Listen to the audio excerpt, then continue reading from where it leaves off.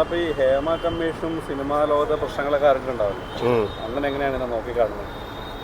അതിന് കുറേ ജെന്യൂൻ ആയിട്ടുള്ള കാര്യങ്ങളാണ്. ചിലത് ഒരു വൈരാഗ്യത്തിൻ്റെ പേരിലും ആവാം. പക്ഷേ സ്ത്രീകൾ ഒരുപാട് അനുഭവിക്കുന്നുണ്ട് സിനിമാ ഫീൽഡിൽ. പണ്ടത്തെ നടിമാർ ഇതിനെക്കാട്ടും കൂടുതൽ അനുഭവിച്ചാണ്. എന്തായാലും സത്യം പുറത്ത് കേട്ടെ, തെളിവുകൾ ശിക്ഷ കേട്ടിട്ട് ഇപ്പോൾ ഹേമ കമ്മീഷനിൽ കുറേ എവിഡൻസ് ഉണ്ട്, തെളിവുണ്ട്.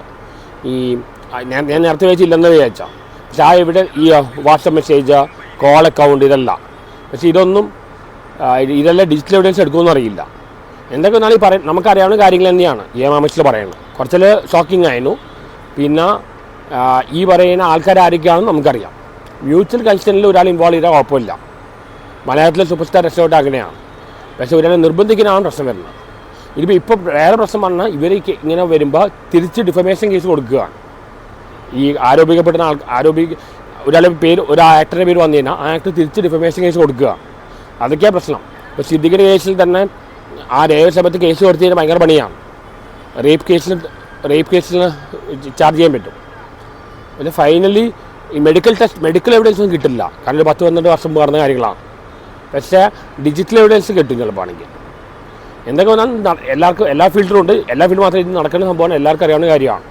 ഇതിൽ ഡീസൻ്റായിട്ട് ഒരു മമ്മൂക്ക, ഒരു ജഗദീഷ് അവർക്കേ ഉള്ളൂ. അതുകൊണ്ട് ജഗദീഷിനെ ഒത്തൻറ്റിക്കായിട്ട് സംസാരിക്കണം. ഭൂരിഭാഗം ആൾക്കാരില്ലാതെ പെടുന്ന ആൾക്കാർ തന്നെയാണ്. അത് മ്യൂച്വൽ കൺസെൻറ്റിൽ ചെയ്യുന്ന പ്രശ്നമല്ല. ഒരാൾ നിർബന്ധിക്കുമ്പോഴാണ് പ്രശ്നം വരുന്നത്. നിർബന്ധിച്ചാണ് വാതിൽ വന്ന് മുട്ടുക, ഇങ്ങനത്തെ കാര്യങ്ങളല്ല. അത് മ്യൂച്വൽ കൺസെൻറ്റ് ചെയ്യുന്നത് നിയമപരമായിട്ട് പ്രശ്നമില്ല. ഇതിൽ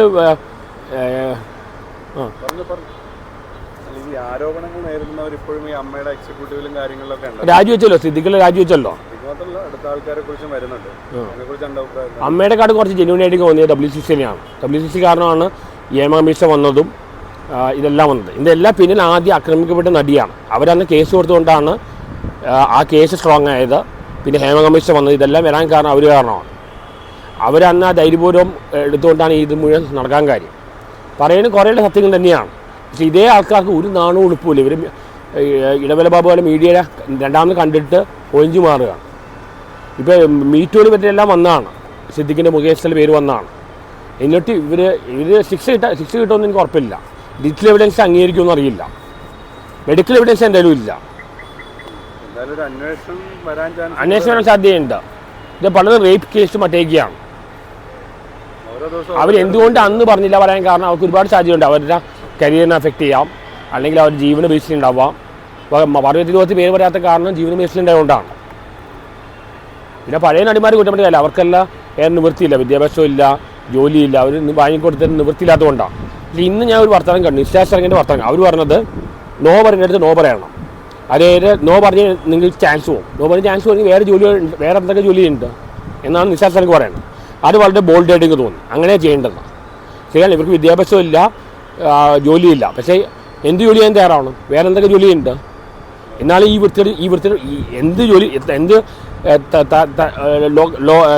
ഇതിപ്പോൾ വൈറ്റ് കോളർ ജോബ് അല്ലാത്ത ജോലി ചെയ്താലും ഈ വൃത്തിയോട് ചെയ്യില്ലാന്ന് തീരുമാനം എടുക്കാം.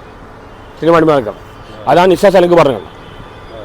വലിയ കാശും കിട്ടില്ല, ചെറിയ പണി ചെയ്യാമല്ലോ. ഈ വൈറ്റ് കോളർ ജോബ് കിട്ടിയില്ലെങ്കിലും ഇത്രയും വൃത്തിയായിട്ട് പണി ചെയ്യില്ല എന്ന് തീരുമാനം അവർക്ക് എടുക്കാൻ. ശുദ്ധീകരണം നടക്കണം. ഇത് ഇങ്ങനെ പോയിക്കാൻ അവസാനം 3-4 പേരേ ഉണ്ടാവുള്ളൂ. അതാണ് സിനിമാ ഫീൽഡിൽ ഡീസൻ്റായിട്ട് 3-4 പേരൊക്കെ ഉള്ളൂ. അറിയില്ല, ഇനിയിപ്പോൾ പുതിയ ടേസ്റ്റിൽ വരികയായിരിക്കും. പൃഥ്വിരാജിൽ വളരെ നന്നായിട്ട് സംസാരിക്കുന്നുണ്ട്, നിലപാട് പറയാനുണ്ട്. എന്തായാലും ഒരു 90% ആരോപണം ശരി തന്നെയാണ്.